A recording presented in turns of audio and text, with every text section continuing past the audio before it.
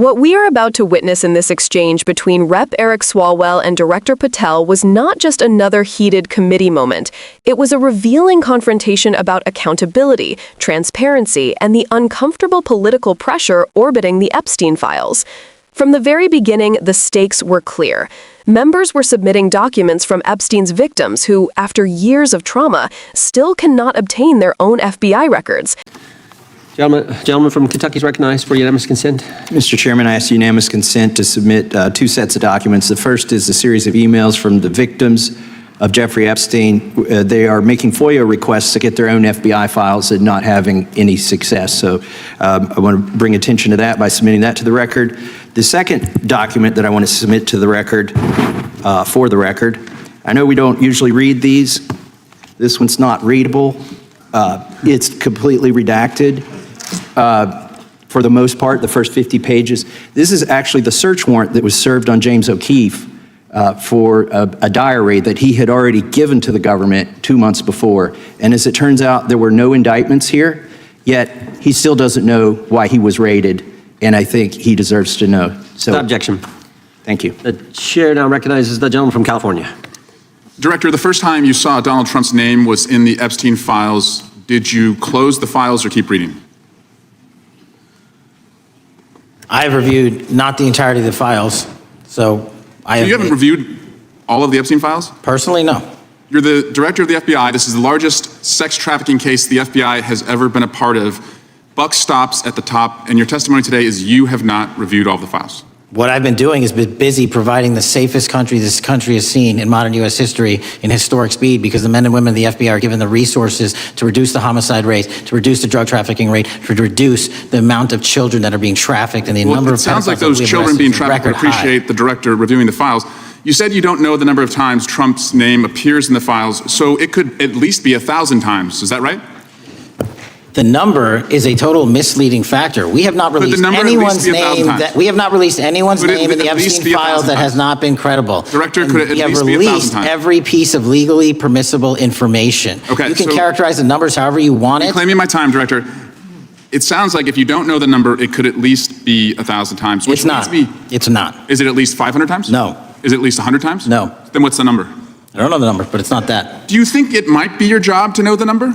My job is to provide for the safety and security of this country. My job is not to engage in political innuendo so you can go out to the sticks and get your 20-second hit in your fundraising article. And keep going, reclaiming your time, because the people of California are being underserved by your representation. If the president is not implicated, why not release everything that involves him? We have released everything, the president and anyone else's side, that is credible and lawfully be able to be released. Your fixation on this matter and baseless accusations that I'm hiding child pedophiles is disgusting. Anyone that says that needs to look at the stats alone and go back to the state of California, who's receiving the biggest surge in FBI resources through my redeployment, because the cities of Los Angeles, San Diego, and San Francisco need it. Director, remembering your oath to tell the truth, did you ever tell Donald Trump his name is in the files? I have never spoken to President Trump about the Epstein files.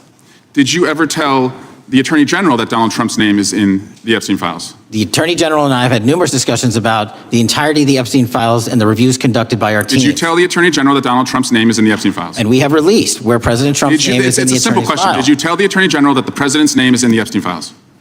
During many conversations that the Attorney General and I have had on the matter of Epstein, we have reviewed. The question is simple. Did you tell the Attorney General that Donald Trump's name is in the Epstein files? Yes or no? Why don't you try spelling it out? Yes or no, Director? Use the alphabet. Yes or no? No? A, B, C, Director, D, E, F? it sounds like you don't want to tell us. Did you tell the Attorney General that Donald Trump's name was in the Epstein files?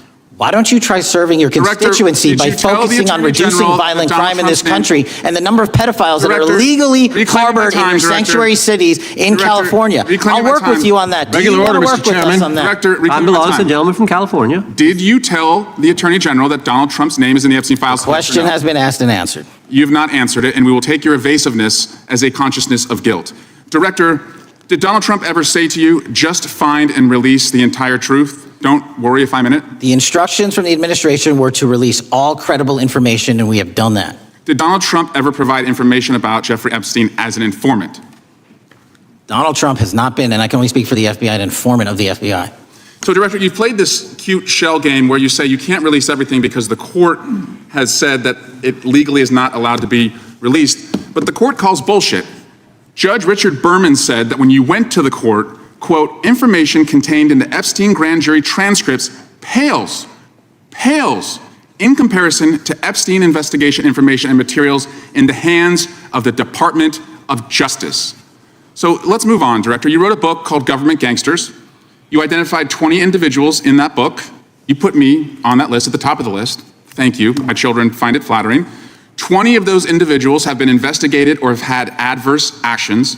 Director, considering that you have identified these people as, quote, government gangsters, will you recuse yourself from making any investigation decisions about these individuals? Anyone that has been terminated at the FBI has been done so the because question they failed again, to meet the muster in their constitutional obligation. I will work on the audio-visual capabilities. I'm going to borrow your terminology and call bullshit on your entire career in Congress. I'm reclaiming my time, It has been a disgrace to the American people. I'm reclaiming my time. You can reclaim your time all you want. Mr. Chairman, you're going to allow a witness to speak this way? Mr. Chairman, would you give recuse yourself, The gentleman has no time. Mr. Chairman, would you admonish the witness not to insult members?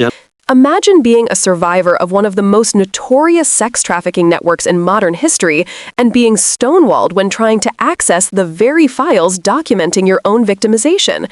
That sets the emotional stage for why this conversation matters.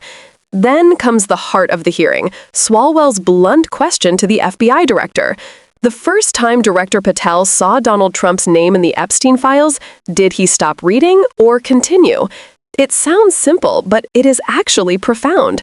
This was the moment when the hearing pivoted from procedural housekeeping to the core issue, whether the FBI is truly being transparent or whether political power is influencing how deeply these files are reviewed. And Patel's testimony that he has not personally reviewed all the Epstein files sent shockwaves. We are talking about the largest sex trafficking operation the FBI has ever investigated. Leadership should be intimately aware of every relevant detail, especially given the public's concern about influential figures who may have interacted with Epstein. Yet the director insisted he has been too busy managing national security to review the complete files himself. That answer may sound practical on its surface, but in the context of such a historically significant case, it raises questions about priorities and oversight. Swalwell pressed harder. If Patel doesn't know the number of times Trump's name appears, the number could theoretically be anything, 100, 500, even 1,000.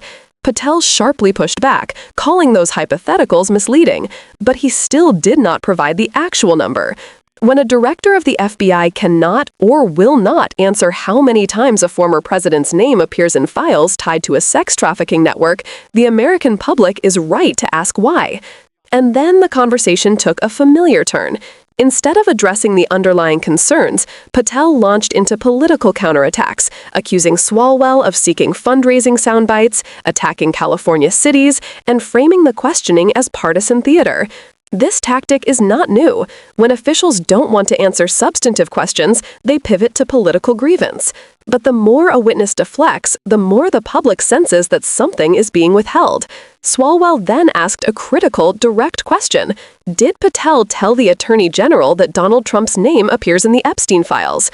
This is not political speculation. This is about chain of command, transparency, and whether the Justice Department has been fully briefed on sensitive information. Patel danced around the answer repeatedly, offering generalities about numerous discussions and entirety of files without ever addressing the simple yes or no question. Only after extended pressure and obvious frustration did he finally offer a no. But even that answer felt evasive, shaped more by the confrontation than by clarity. From there, the hearing escalated. Swalwell asked whether Donald Trump had been an FBI informant regarding Epstein. Patel said no. Swalwell then highlighted a crucial court statement from Judge Richard Berman, who made clear the DOJ was withholding far more information than what was in the Epstein grand jury transcripts. This undercut the director's claims that legal restrictions alone prevented transparency. And then came the personal turn. In Patel's own book, he labeled 20 individuals as government gangsters, including Swalwell. Most of those individuals have since faced investigations or adverse actions.